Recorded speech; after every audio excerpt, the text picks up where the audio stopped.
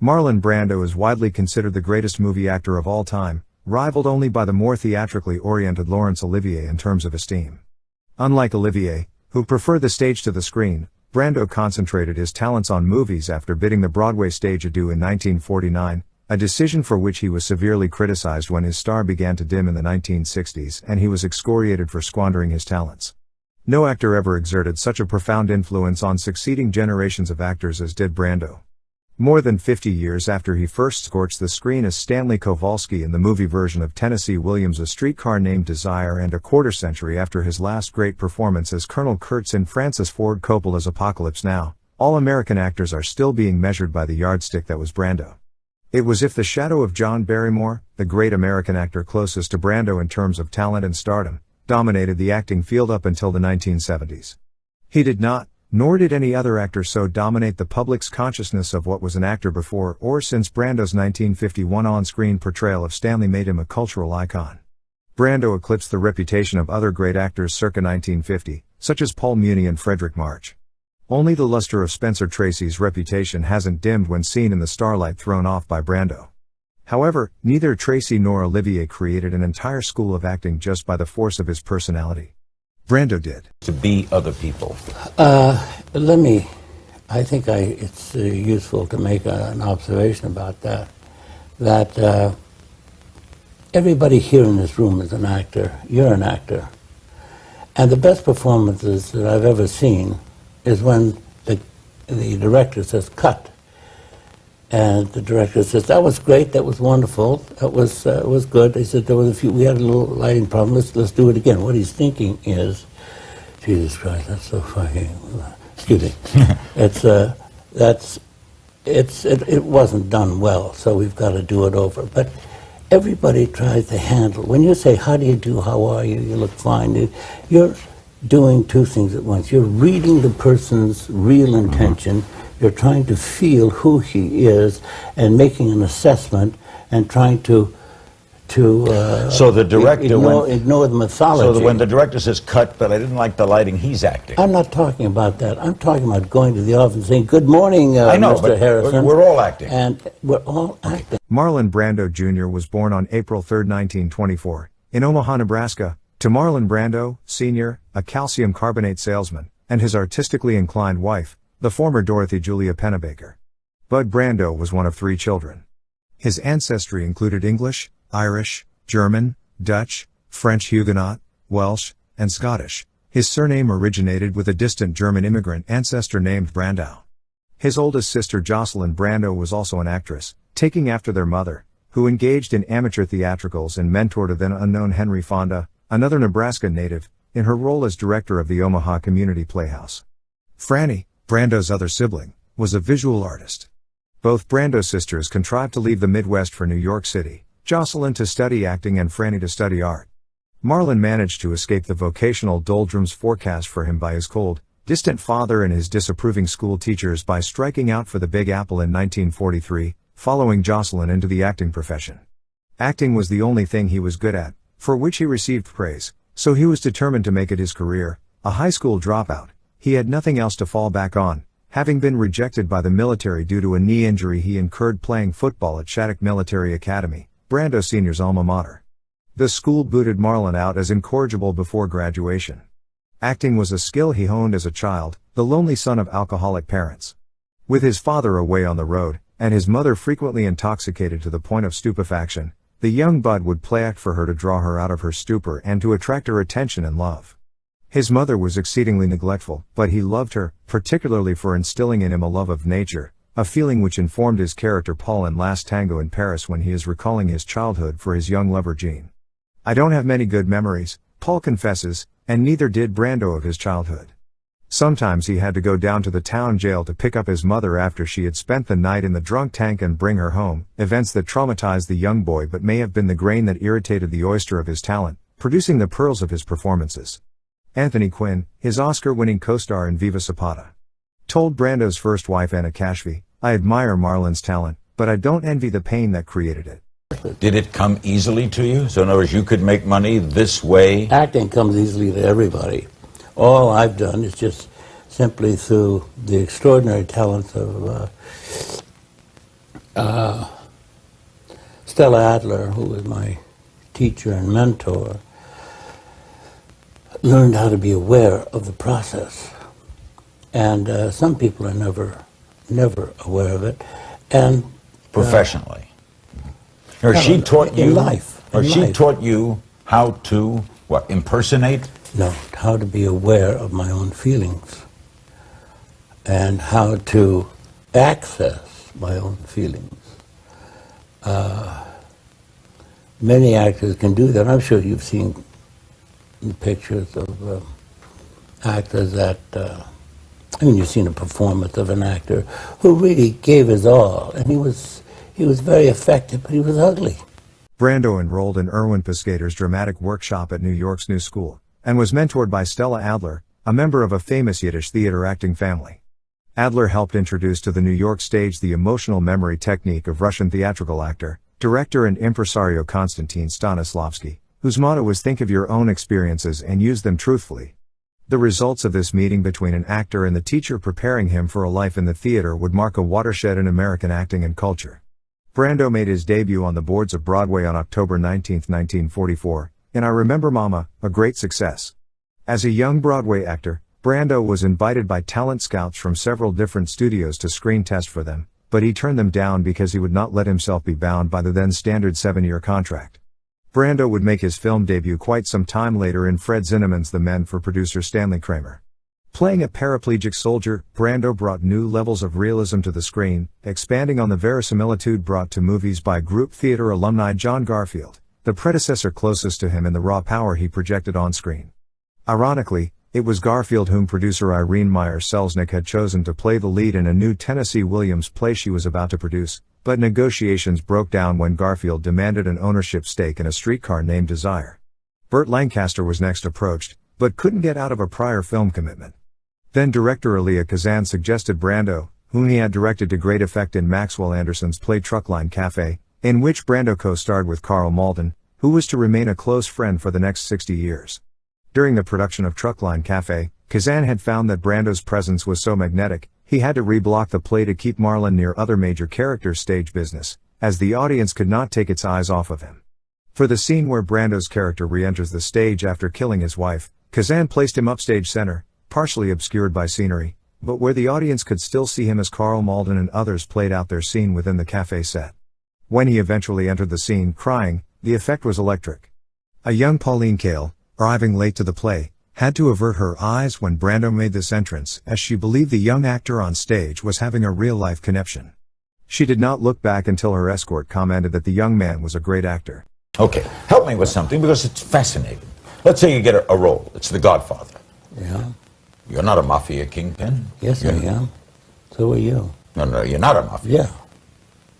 Yeah. Well, as a matter of fact, I'm not. Okay. But we are. There isn't anything that you are, or that you feel, or that you have, that I don't feel, or that I don't have in some measure. You can bring it into someone. You can ask an actor, well, here, this is what you get. You get hit with a crowbar in the head, and you get a brain concussion. You're lying there, and you're mumbling. Well, I mumble anyway, but... Okay, so you're saying anyone... Nobody can die, so you have to pretend you're dying. Okay, are you saying that when you are the Godfather, you're pretending? Sure. I'm pretending. But you're in... I mean, we're going to get lost in vocabulary. No, we're not. Very quickly. We're learning what you're doing. What do? Do you read the script? You like it? By the way, I usually read the script and hate it. You usually hate it, but you didn't hate The Godfather, right? No, I liked I wasn't sure that I could do it, and Francis, fortunately, asked me if I would do a test. Yeah, a test, which I wasn't. I would never play a part that I couldn't do. And somebody asked me to play Hamlet tomorrow, with Jesus Christ playing Mary Magdalene. I wouldn't do it. Have you turned down anything you regretted? That I regretted? No. No. Ever taken anything you regretted? Oh God, taken anything out. You mean swipe stuff? No, no, no. Played a role. You, God, I'm sorry. I played. Yes, of course. A lot of them? No, regretted, no. I think the regret is useless in life. It belongs to the past. The only moment we have is right now, sitting here and talking. The problem with casting Brando as Stanley was that he was much younger than the character as written by Williams. However, after a meeting between Brando and Williams, the playwright eagerly agreed that Brando would make an ideal Stanley.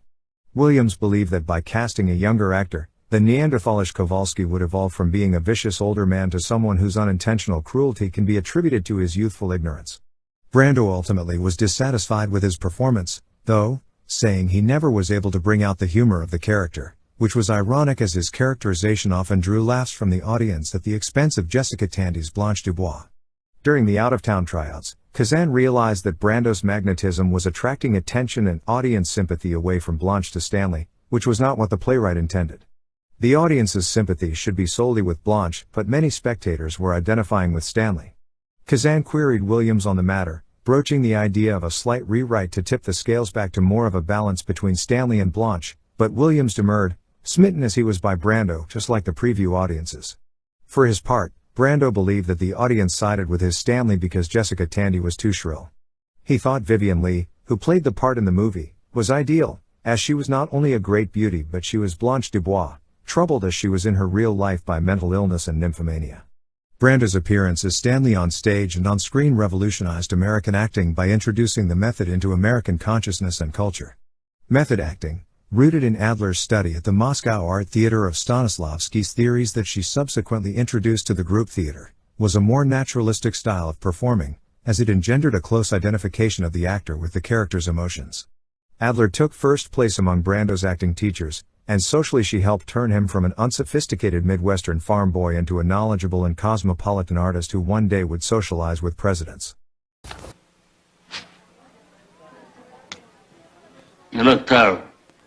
I want you to eat. I want you to rest well, and a month from now, this Hollywood big shot's gonna give you what you want. Too late. They start shooting in a week. I'm gonna make him an offer he can't refuse.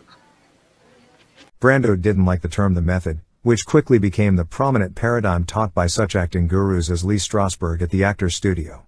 In 1994, Brando denounced Strasberg in his autobiography Songs My Mother Taught Me, saying that he was a talentless exploiter who claimed he had been Brando's mentor. The Actors Studio had been founded by Strasberg along with Kazan and Stella Adler's husband, Harold Klerman, all group theater alumni, all political progressives deeply committed to the didactic function of the stage. Brando credits his knowledge of the craft to Adler and Kazan, while Kazan in his autobiography A Life claimed that Brando's genius thrived due to the thorough training Adler had given him. Adler's method emphasized that authenticity in acting is achieved by drawing on inner reality to expose deep emotional experience. Interestingly, Elia Kazan believed that Brando had ruined two generations of actors, his contemporaries and those who came after him, all wanting to emulate the great Brando by employing the method. Kazan felt that Brando was never a method actor, that he had been highly trained by Adler and did not rely on gut instincts for his performances, as was commonly believed. Many a young actor, mistaken about the true roots of Brando's genius, thought that all it took was to find a character's motivation, empathize with the character through sense and memory association, and regurgitate it all on stage to become the character. That's not how the superbly trained Brando did it. He could, for example, play accents, whereas your average American method actor could not. There was a method to Brando's art, Kazan felt, but it was not the method.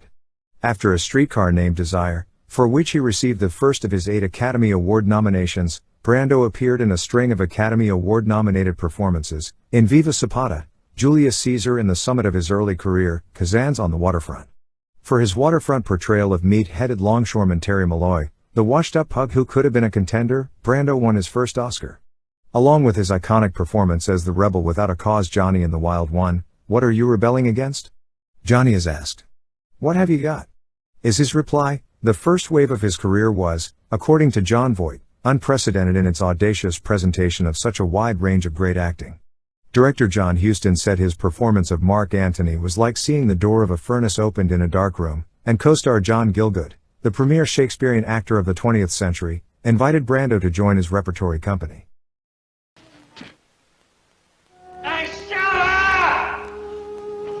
You darling down there and go to bed. Joyce, I want my clothes down here. You shut up. You're gonna get the law on you. Stay Get feet on a woman and then call her back, cause she ain't gonna come. You're gonna have a baby. Listen, I Joyce. hope they haul you in and turn a file Joyce, on you like I they want done my the last clothes down here. You stinker.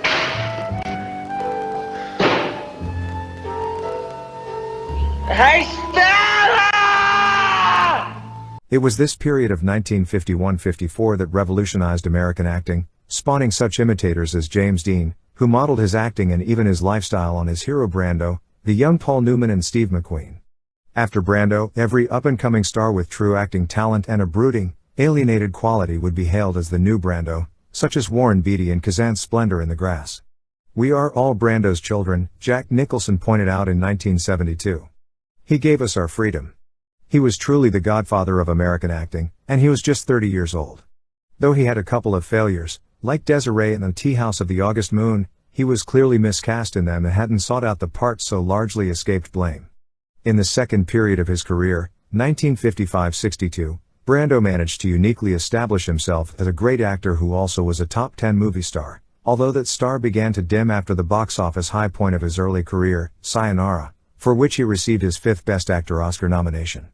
Brando tried his hand at directing a film, the well-reviewed One-Eyed Jacks, that he made for his own production company, Pennebaker Productions, after his mother's maiden name. Stanley Kubrick had been hired to direct the film, but after months of script rewrites in which Brando participated, Kubrick and Brando had a falling out and Kubrick was sacked. According to his widow Christiane Kubrick, Stanley believed that Brando had wanted to direct the film himself all along. Tales proliferated about the profligacy of Brando the director, burning up 1.5 million feet of expensive VistaVision film at 50 cents a foot, fully 10 times the normal amount of raw stock expended during production of an equivalent motion picture. Brando took so long editing the film that he was never able to present the studio with a cut. Paramount took it away from him and tacked on a reshot ending that Brando was dissatisfied with, as it made the Oedipal figure of Dad Longworth into a villain. In any normal film, Dad would have been the heavy, but Brando believed that no one was innately evil, that it was a matter of an individual responding to, and being molded by, one's environment. It was not a black and white world, Brando felt, but a gray world in which once decent people could do horrible things. This attitude explains his sympathetic portrayal of Nazi officer Christian Diesel in the film he made before shooting One-Eyed Jacks, Edward Dmytryk's filming of Irwin Shaw's novel The Young Lions. Shaw denounced Brando's performance, but audiences obviously disagreed, as the film was a major hit. It would be the last hit movie Brando would have for more than a decade. I know, but there's certain things I want to fascinating just topic to in the take me world. back. Oh, Do yeah, you my ever shoes. miss theater? Only when I'm going around 47th Street about 80 miles an hour in a cab. And You say you'd like to be inside no, there? I passed by the Alvin and almost hit it. That's when the only You time I ever do missed it. not miss being on a stage? No. God, Why no. not?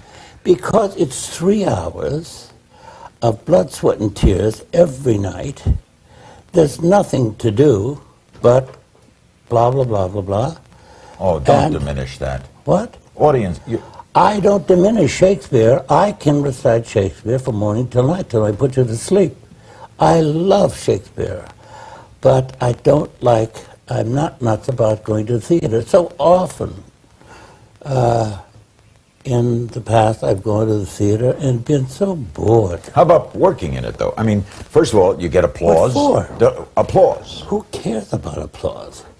If I get applause from my dog, if I get applause from my children, that's enough.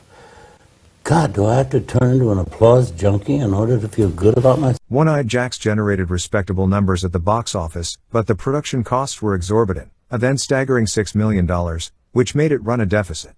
A film essentially is made in the editing room, and Brando found cutting to be a terribly boring process, which was why the studio eventually took the film away from him. Despite his proved talent in handling actors and a large production, Brando never again directed another film, though he would claim that all actors essentially direct themselves during the shooting of a picture. Between the production and release of One-Eyed Jacks, Brando appeared in Sidney Lumet's film version of Tennessee Williams' play Orpheus Descending, The Fugitive Kind, which teamed him with fellow Oscar winners Anna Magnani and Joanne Woodward. Following in Elizabeth Taylor's trailblazing footsteps, Brando became the second performer to receive a $1 million salary for a motion picture. So high were the expectations for this reteaming of Kowalski and his creator, In 1961, critic Hollis Alpert had published a book, Brando and the Shadow of Stanley Kowalski. Critics and audiences waiting for another incendiary display from Brando in a Williams work were disappointed when the renamed The Fugitive Kind finally released. Though Tennessee was hot, with movie versions of Cat on a Hot Tin Roof and Suddenly, last summer burning up the box office and receiving kudos from the Academy of Motion Picture Arts and Sciences, The Fugitive Kind was a failure. This was followed by the so-so box office reception of One-Eyed Jacks in 1961 and then by a failure of a more monumental kind, Mutiny on the Bounty, a remake of the famed 1935 film. Brando signed on to Mutiny on the Bounty after turning down the lead in the David Lean classic Lawrence of Arabia because he didn't want to spend a year in the desert riding around on a camel. He received another $1 million salary, plus $200,000 in overages as the shoot went overtime and over budget. During principal photography, highly respected director Carol Reed, an eventual Academy Award winner, was fired, and his replacement, two-time Oscar winner Louis Milestone, was shunted aside by Brando as Marlon basically took over the direction of the film himself. The long shoot became so notorious that President John F. Kennedy asked director Billy Wilder at a cocktail party not when but if the Bounty shoot would ever be over. The MGM remake of one of its classic Golden Age films garnered a Best Picture Oscar nomination and was one of the top-grossing films of 1962, yet failed to go into the black due to its Brobdingnagian budget estimated at $20 million, which is equivalent to $120 million when adjusted for inflation. Brando and Taylor, whose Cleopatra nearly bankrupted 20th Century Fox due to its huge cost overruns, its final budget was more than twice that of Brando's Mutiny on the Bounty, were pilloried by the show business press for being the epitome of the pampered, self-indulgent stars who were ruining the industry. Seeking scapegoats, the Hollywood press conveniently ignored the financial pressures on the studios. The studios had been hurt by television and by the antitrust-mandated divestiture of their movie theater chains, causing a large outflow of production to Italy and other countries in the 1950s and 1960s in order to lower costs. The studio bosses, seeking to replicate such blockbuster hits as the remakes of The Ten Commandments and Ben-Hur, were the real culprits behind the losses generated by large-budgeted films that found it impossible to recoup their costs despite long lines at the box office. While Elizabeth Taylor, receiving the unwanted gift of reams of publicity from her adulterous romance with Cleopatra co-star Richard Burton, remained hot until the tanking of her own Tennessee Williams renamed debacle boom, Brando from 1963 until the end of the decade appeared in one box office failure after another as he worked out a contract he had signed with Universal Pictures. The industry had grown tired of Brando and his idiosyncrasies, though he continued to be offered prestige projects up through 1968. Some of the films Brando made in the 1960s were noble failures, such as The Ugly American, The Appaloosa and Reflections in a Golden Eye. For every Reflections, though, there seemed to be 2 or 3 outright debacles, such as Bedtime Story, Morituri, The Chase, A Countess from Hong Kong, Candy, The Night of the Following Day. By the time Brando began making the anti-colonialist picture Burn in Colombia with Gillo Pontecorvo in the director's chair, he was box office poison, despite having worked in the previous 5 years with such top directors as Arthur Penn, John Huston and the legendary Charles Chaplin, and with such top-drawer co-stars as David Niven, Yul Brynner, Sophia Loren, and Taylor. Because you don't know whether I'm feeling it or not. As long as I can convince you that I am, I've done my job. Willing suspension of disbelief, right? That's what a good actor makes me do. No, a willing suspension to believe. And as opposed to you, from what we've said before, I believe that unless we look inwards, we will not ever be able to clearly see outwards. We were talking before we went on the air that I have a difficult time looking inward, and Marlon was kind of analyzing this. You can look inward, right? I have Most the people sense can't. that I can. In any event, the total result is that I have felt much calmer, and I've had moments of real tranquility since I just put a break on everything, and I've done a lot of meditation. And Professional help too? I was uselessly psychoanalyzed and exploited by psychoanalysts, or maybe sometimes sincerely. I don't want to degrade their intentions, but they make a lot of money. The rap on Brando in the 1960s was that a great talent had ruined his potential to be America's answer to Laurence Olivier, as his friend William Redfield limned the dilemma in his book Letters from an Actor, a memoir about Redfield's appearance in Burton's 1964 theatrical production of Hamlet. By failing to go back on stage and recharge his artistic batteries, something British actors such as Burton were not afraid to do, Brando had stifled his great talent by refusing to tackle the classical repertoire and contemporary drama. Actors and critics had yearned for an American response to the high acting style of the Brits, and while method actors such as Rod Steiger tried to create an American style, they were hampered in their quest, as their king was lost in a wasteland of Hollywood movies that were beneath his talent. Many of his early supporters now turned on him, claiming he was a crass sellout. Despite evidence in such films as The Appaloosa and Reflections in a Golden Eye that Brando was in fact doing some of the best acting of his life, critics, perhaps with an eye on the box office, slammed him for failing to live up to, and nurture, his great gift. Brando's political activism, starting in the early 1960s with his championing of Native Americans' rights, followed by his participation in the Southern Christian Leadership Conference's March on Washington in 1963, and followed by his appearance at a Black Panther rally in 1968, did not win him many admirers in the establishment. In fact, there was a de facto embargo on Brando films in the recently segregated, officially, at least, southeastern U.S. in the 1960s. Southern exhibitors simply would not book his films, and producers took notice. After 1968, Brando would not work for 3 years. Pauline Kael wrote of Brando that he was fortune's fool. She drew a parallel with the latter career of John Barrymore, a similarly gifted thespian with talents as prodigious, who seemingly threw them away. Brando, like the late career Barrymore, had become a great ham, evidenced by his turn as the faux Indian guru in The Egregious Candy, seemingly because the material was so beneath his talent. Most observers of Brando in the 1960s believed that he needed to be reunited with his old mentor Elia Kazan, a relationship that had soured due to Kazan's friendly testimony naming names before the notorious House Un-American Activities Committee. Perhaps Brando believed this, too, as he originally accepted an offer to appear as the star of Kazan's film adaptation of his own novel, The Arrangement. However, after the assassination of Martin Luther King, Brando backed out of the film, telling Kazan that he could not appear in a Hollywood film after this tragedy. Also reportedly turning down a role opposite box office king Paul Newman in a surefire script, Butch Cassidy and the Sundance Kid, Brando decided to make Burn. With Ponte Corvo. The film, a searing indictment of racism and colonialism, flopped at the box office but won the esteem of progressive critics and cultural arbiters such as Howard Zinn. He subsequently appeared in the British film The Nightcomers, 1971, a prequel to Turn of the Screw and another critical and box office failure.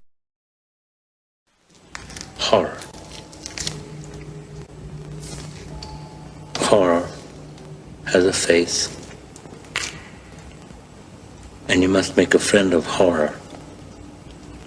Horror and moral terror are your friends. If they are not, then they are enemies to be feared. Pauline Kael wrote of Brando that he was fortune's fool. She drew a parallel with the latter career of John Barrymore, a similarly gifted thespian with talents as prodigious, who seemingly threw them away. Brando, like the late career Barrymore, had become a great ham, evidenced by his turn as the faux Indian guru in The Egregious Candy, seemingly because the material was so beneath his talent. Most observers of Brando in the 1960s believed that he needed to be reunited with his old mentor Elia Kazan, a relationship that had soured due to Kazan's friendly testimony naming names before the notorious House Un-American Activities Committee. Perhaps Brando believed this, too, as he originally accepted an offer to appear as the star of Kazan's film adaptation of his own novel, The Arrangement. However, after the assassination of Martin Luther King, Brando backed out of the film, telling Kazan that he could not appear in a Hollywood film after this tragedy. Also reportedly turning down a role opposite box office king Paul Newman in a surefire script, Butch Cassidy and the Sundance Kid, Brando decided to make Burn. With Ponte Corvo. The film, a searing indictment of racism and colonialism, flopped at the box office but won the esteem of progressive critics and cultural arbiters such as Howard Zinn. He subsequently appeared in the British film The Nightcomers, 1971, a prequel to Turn of the Screw and another critical and box office failure. Charlton Heston, who participated in Martin Luther King's 1963 March on Washington with Brando, believes that Marlon was the great actor of his generation. However, noting a story that Brando had once refused a role in the early 1960s with the excuse "How can I act when people are starving in India?" Heston believes that it was this attitude, the inability to separate one's idealism from one's work, that prevented Brando from reaching his potential. As Rod Steiger once said, Brando had it all: great stardom and a great talent. He could have taken his audience on a trip to the stars, but he simply would not. Steiger, one of Brando's children even though a contemporary, could not understand it. When James Mason was asked in 1971 who was the best American actor, he had replied that since Brando had let his career go belly up, it had to be George C. Scott, by default. Paramount thought that only Laurence Olivier would suffice, but Lord Olivier was ill. The young director believed there was only one actor who could play Godfather to the group of young Turk actors he had assembled for his film, the godfather of method acting himself, Marlon Brando. Francis Ford Coppola won the fight for Brando, Brando won, and refused, his second Oscar, and Paramount won a pot of gold by producing the then top-grossing film of all time, The Godfather, a gangster movie most critics now judge one of the greatest American films of all time. Brando followed his iconic portrayal of Don Corleone with his Oscar-nominated turn in the high-grossing and highly scandalous Last Tango in Paris, the first film dealing explicitly with sexuality in which an actor of Brando's stature had participated. He was now again a top 10 box office star and once again heralded as the greatest actor of his generation, an unprecedented comeback that put him on the cover of Time magazine and would make him the highest paid actor in the history of motion pictures by the end of the decade. Little did the world know that Brando, who had struggled through many projects in good faith during the 1960s, delivering some of his best acting, only to be excoriated and ignored as the films did not do well at the box office, essentially was through with the movies. You was my brother, Charlie. You should have looked out for me a little bit. You should have taken care of me just a little bit so I wouldn't have to take them dives for the short end money. Well, I had some bets down for you. You saw some money. You don't understand. I could have had class. I could have been a contender. I could have been somebody. Instead of a bum, which is what I am. Let's face it. After reaching the summit of his career, a rarefied atmosphere never reached before or since by any actor, Brando essentially walked away. He would give no more of himself after giving everything as he had done in Last Tango in Paris, a performance that embarrassed him, according to his autobiography. Brando had come as close to any actor to being the auteur, or author, of a film, as the English-language scenes of Tango were created by encouraging Brando to improvise. The improvisations were written down and turned into a shooting script, and the scripted improvisations were shot the next day. Pauline Kael, the Brando of movie critics in that she was the most influential arbiter of cinematic quality of her generation and spawned a whole legion of Kael wannabes, said Brando's performance in Last Tango in Paris had revolutionized the art of film. Brando, who had to act to gain his mother's attention, Brando, who believed acting at best was nothing special as everyone in the world engaged in it every day of their lives to get what they wanted from other people, Brando, who believed acting at its worst was a childish charade and that movie stardom was a whorish fraud, would have agreed with Sam Peckinpah's summation of Pauline Kael. Pauline's a brilliant critic but sometimes she's just cracking walnuts with her ass. He probably would have done so in a simulacrum of those words, too. After another 3-year hiatus, Brando took on just one more major role for the next 20 years, as the bounty hunter after Jack Nicholson in Arthur Penn's The Missouri Breaks, a western that succeeded neither with the critics or at the box office. Following The Godfather and Tango, Brando's performance was disappointing for some reviewers, who accused him of giving an erratic and inconsistent performance. In 1977, Brando made a rare appearance on television in the miniseries Roots, The Next Generation's, 1979, portraying George Lincoln Rockwell. He won a Primetime Emmy Award for Outstanding Supporting Actor in a Miniseries or a Movie for his performance. In 1978, he narrated the English version of Rowney, a French-Belgian documentary film directed by Jean-Pierre Dudillot and Luis Carlos Saldaña that focused on the life of Rowney Machuktar and issues surrounding the survival of the indigenous Indian tribes of north-central Brazil. Later in his career, Brando concentrated on extracting the maximum amount of capital for the least amount of work from producers, as when he got the Salkind brothers to pony up a then record $3.7 million against 10% of the gross for 13 days' work on Superman. Factoring in inflation, the straight salary for Superman equals or exceeds the new record of $1 million a day Harrison Ford set with K-19, The Widowmaker. He agreed to the role only on assurance that he would be paid a large sum for what amounted to a small part, that he would not have to read the script beforehand, and his lines would be displayed somewhere off camera. Brando also filmed scenes for the movie's sequel, Superman 2, but after producers refused to pay him the same percentage he received for the first movie, he denied them permission to use the footage. Before cashing his first paycheck for Superman, Brando had picked up $2 million for his extended cameo in Francis Ford Coppola's Apocalypse Now in a role, that of Colonel Kurtz, that he authored on camera through improvisation while Coppola shot take after take. It was Brando's last bravura star performance. He co-starred with George C. Scott and John Gielgud in The Formula, but the film was another critical and financial failure. Years later though, he did receive an 8th and final Oscar nomination for his supporting role in A Dry White Season after coming out of a near decade-long retirement. Contrary to those who claimed he now only was in it for the money, Brando donated his entire 7-figure salary to an anti-apartheid charity. He then did an amusing performance in the comedy The Freshman, winning rave reviews. He portrayed Thomas de Torquemada in the historical drama 1492, Conquest of Paradise, but his performance was denounced and the film was another box office failure.